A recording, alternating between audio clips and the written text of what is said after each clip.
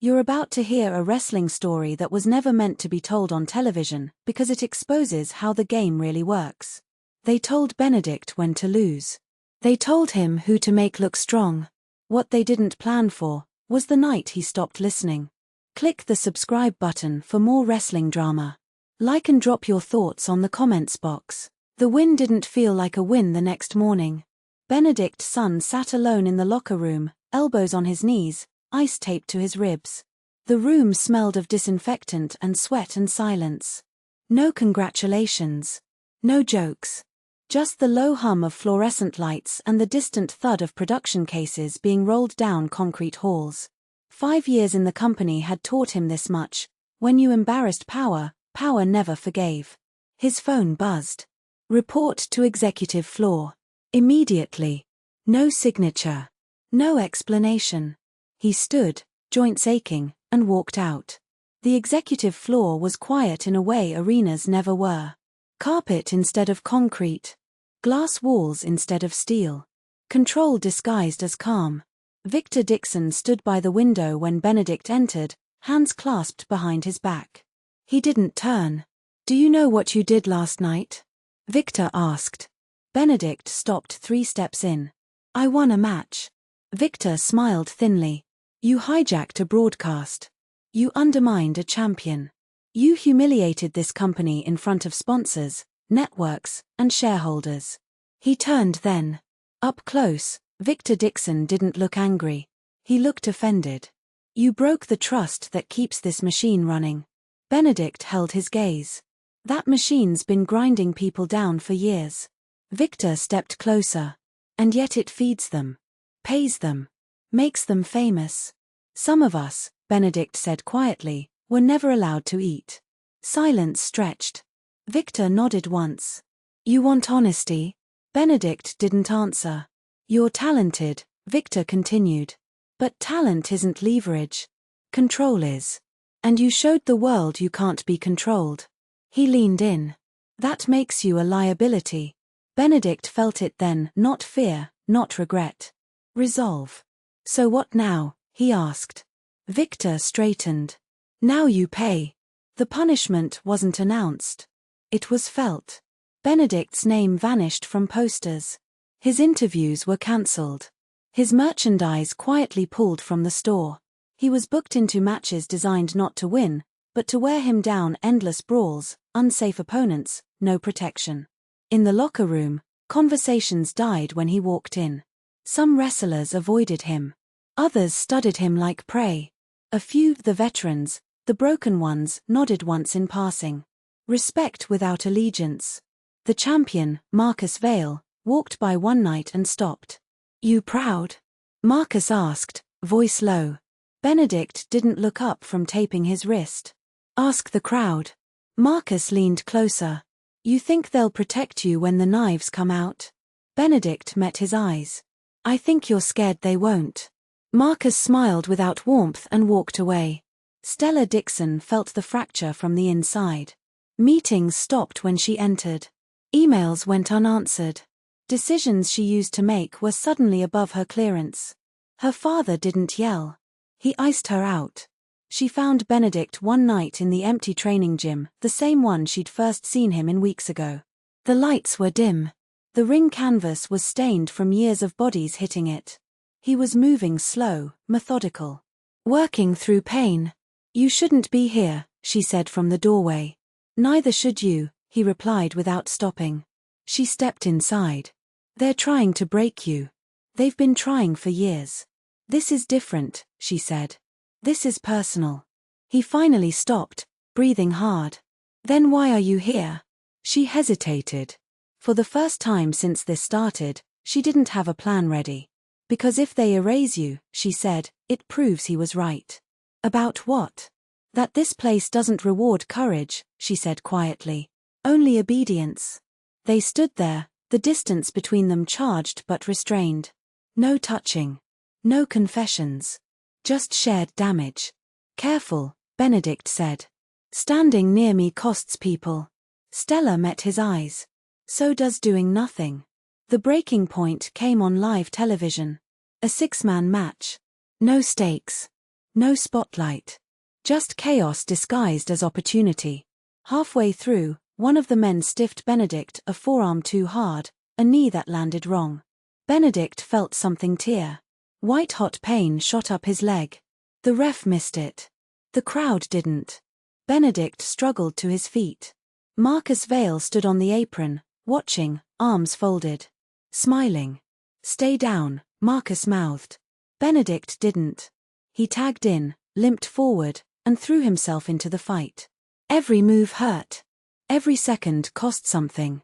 But the crowd roared louder with each refusal to quit. Backstage, Stella watched her father watch the monitor. Victor's face was unreadable.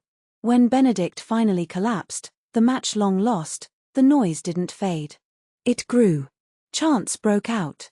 His name. Over and over. Victor turned the screen off. "That," he said coldly, "ends tonight." The announcement came the next morning. Benedict Sun vs Marcus Vale non-title match. No interference. No excuses. The fine print didn't need reading. This wasn't opportunity. It was execution. Benedict stared at the match card, knee wrapped, jaw tight. Stella stood beside him, pale but steady. "He wants to finish this." Benedict nodded. "Good.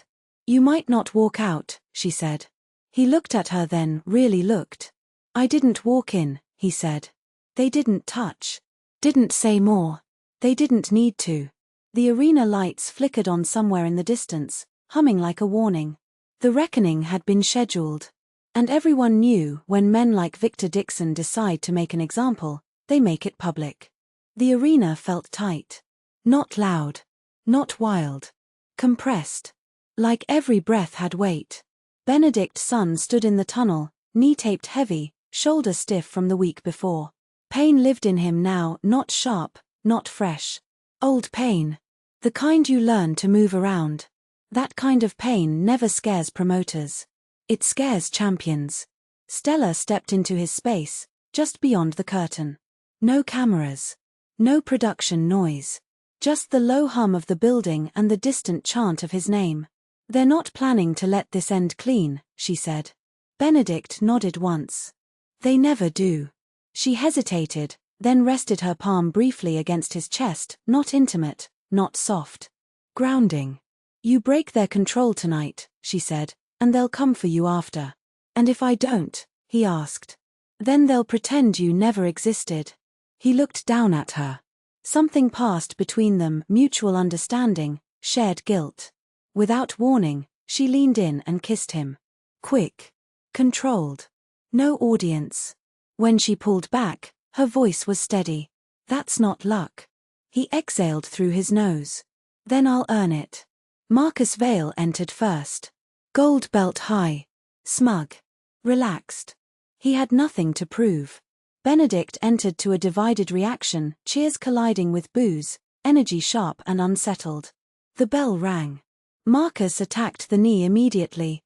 No pretense. No dance. A stomp. A hook. A drag to the mat. The ref warned him. Marcus ignored it. "This is what happens when you forget your place," Marcus muttered, grinding the leg. Benedict twisted free, struck back, forearms, elbows, desperation. He moved carefully, protecting the knee without showing it. Every step was calculated. Marcus cheated constantly. Rope breaks ignored. Closed fists hidden. A knee to the ribs when the ref turned. The crowd saw it. They always do. Benedict absorbed it and kept coming. That was the mistake. Marcus grew impatient. Sloppy. Angry. He went for a shortcut, thumb to the eye, roll up with feet on the ropes. The ref caught it. The crowd erupted. Marcus argued. Benedict rolled through, powered up despite the leg, drove Marcus into the corner with a shoulder. The impact rattled the ring. Momentum shifted. Marcus panicked. He clipped the knee again, harder this time. Benedict dropped, grimaced, forced himself up on instinct alone. "Stay down," Marcus hissed. Benedict shook his head. "Not for you." He caught Marcus charging and turned it, not pretty, not clean. Just force and timing. They crashed to the mat in a tangled heap. The ref slid in. 1, 2. Marcus kicked out. The building shook. Marcus scrambled, rage boiling over. He swung wildly, caught the ref by accident. The ref stumbled. Marcus seized the moment, low blow, quick, brutal, hidden. The crowd roared in outrage. Marcus hooked the leg. A backup ref sprinted in. 1, 2. Benedict kicked out. Marcus froze. The look on his face wasn't anger. It was fear. Benedict dragged himself up using the ropes. Leg screaming. Body shaking. Marcus charged again. Benedict sidestepped barely and planted him with everything he had left. Not a finisher. A statement. The ref counted. 1, 2, 3. The bell rang. The reaction wasn't joy. It was eruption. Benedict didn't celebrate. He stayed on one knee, breathing hard, pain etched into every line of him. Marcus rolled out of the ring, staring back in disbelief. The champion hadn't lost his title, but he'd lost control. That mattered more. Stella stood at the stage, hands clenched, eyes locked on the ring. Victor Dixon watched beside her, expression tight, calculating. This wasn't supposed to happen. It had happened anyway. Benedict rose slowly. No arms raised. No pose. Just eye contact with the crowd, acknowledgement, not gratitude. On his way up the ramp, Stella stepped aside so cameras wouldn't catch them.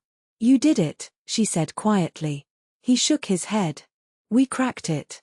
Her fingers brushed his hand. "Just once. That's all it takes," she said. Victor turned away before the cameras found his face. Final note ending image. No confetti. No embrace. No victory speech. Just a man who refused to lie down and a system that felt its grip loosen for the first time. The script hadn't been destroyed, but it had been forced to change. Don't forget to subscribe.